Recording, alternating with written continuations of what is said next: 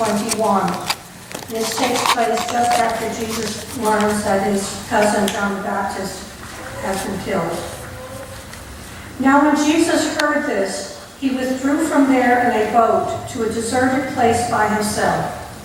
But when the crowds heard it, they followed him on foot from the towns. When he went ashore, he saw a great crowd, and he had compassion for them and cured their sick. When it was evening, the disciples came to him and said, "This is a deserted place, and the hour is now late. Send the crowds away so that they may go into the villages and buy food for themselves."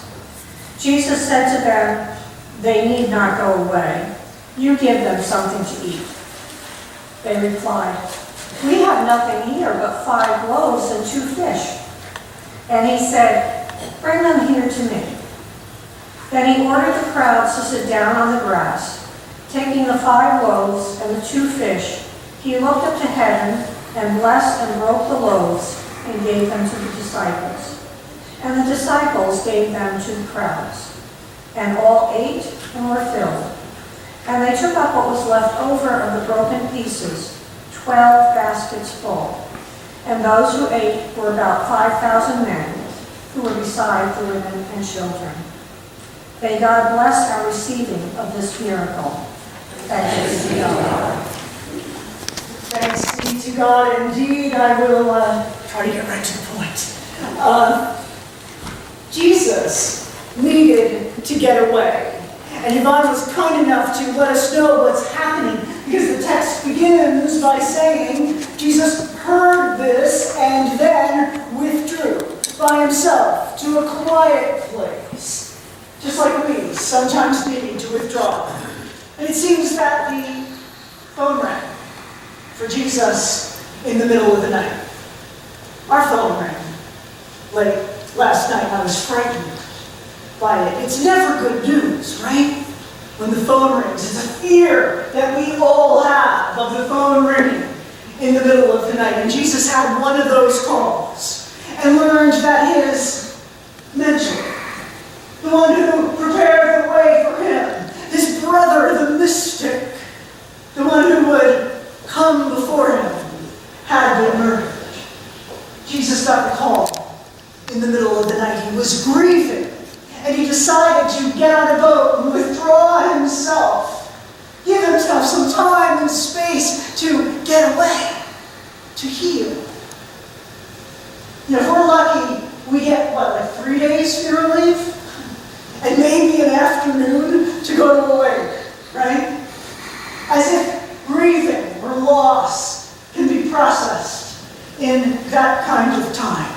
But it's something we've come to deal with, and it's something that we've come to sort of accept, and I don't know, but it seems that Jesus would have needed to get away. He's learned from, in the middle of the night, that someone who some would say is his cousin, who was very, very close to him, had been executed. You can kind of imagine the phone call. "Jesus, I've got bad news.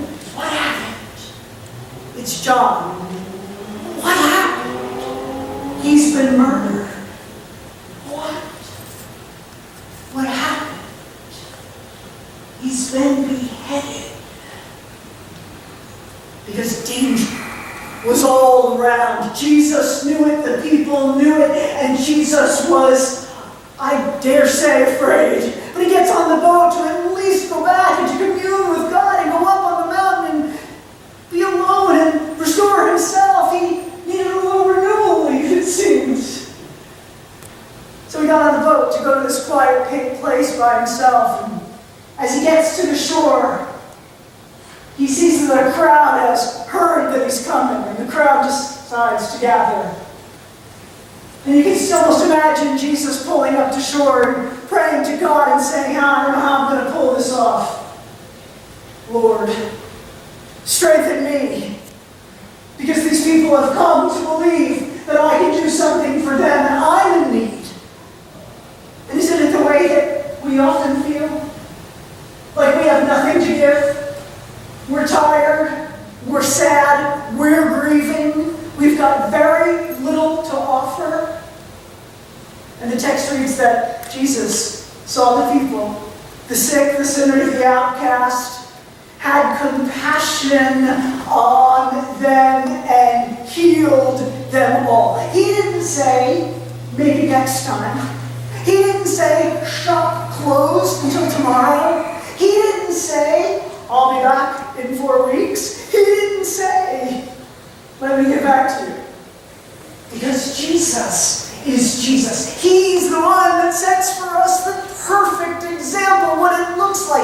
That not only are we going to be called to serve when it's inconvenient, not only are we going to be called to serve when we don't really feel like it, but we are going to be called to serve and then shown that we have more power when we don't think we have power than we could ever imagine.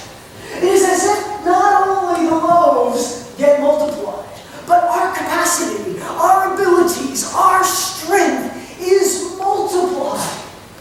Even in the midst of our suffering, it is possible that when we are at our worst, that when we are at our lowest, that when we are most depressed, we are most primed for the work of service than ever before. When we are sick, we know our need for the doctor. We can meet the sick. We can hold their hand and say, I get it. I'm with you. You are not alone. And the people who gather to see Jesus are healed. That's all we know. The scripture doesn't tell us how they're healed. We know from other texts, other stories, right, that Jesus does a variety of things. He makes spittle out of the dust of the ground and makes clay, right? He touches, people touch him. And I venture to say that just knowing that Jesus is drawing near to us always, there is room for healing. Knowing and trusting and believing that Jesus is coming and attending to us. Knowing that Jesus is there will heal us. And so it is true that, the sick often know they need the doctor. The disciples have been following this Jesus around for a long, long time, and they don't really get it. Sometimes I feel sorry for the original 12, as much as I feel sorry for us. Because we don't always get it. We don't always realize our power. We don't even realize always when we're down, we're ready to serve. When we're down, we've got more to give. We don't always get it, and the disciples didn't either. They're like, Jesus, it's getting late. They're going to be hungry. Send them down for a little takeout. Or have them go down through the drive-thru. It's getting late. The kitchen closes at 11. Jesus says to them who want to send the healed, saved people away, no. You feed. And the disciples who don't realize that when we're down, they don't realize when they're exhausted, they don't realize when they feel like they've got nothing left to give, that a miracle is about to happen.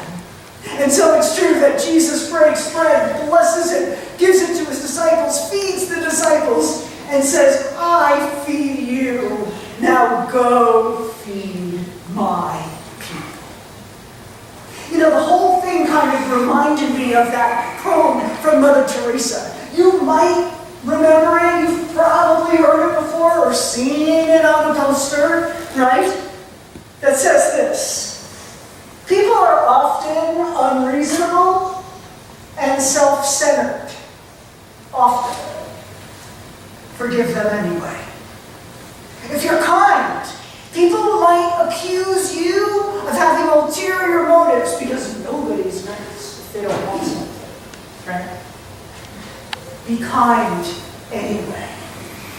If you're honest, people may be jealous. If you're honest, people may cheat you and take advantage of you.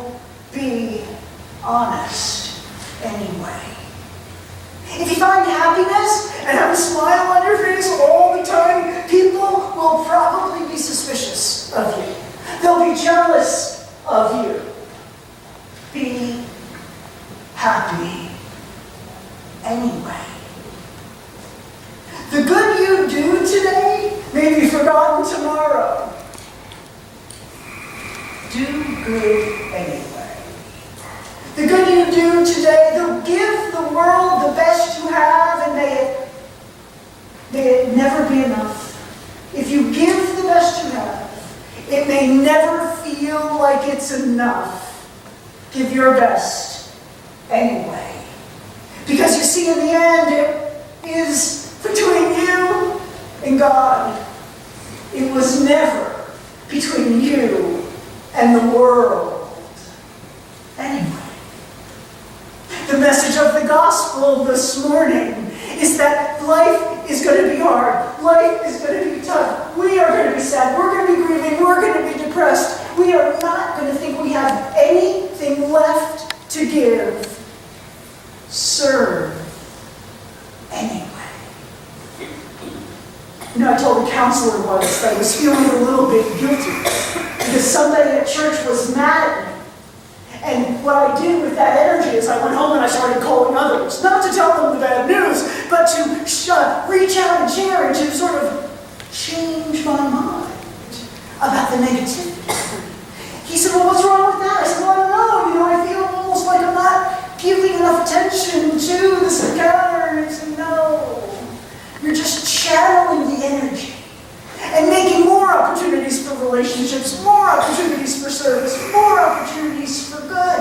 When we take the negativity, when we take our sadness, when we take our grief, and realize the need of another that could maybe come before that moment in our own lives, that's when miracles will happen.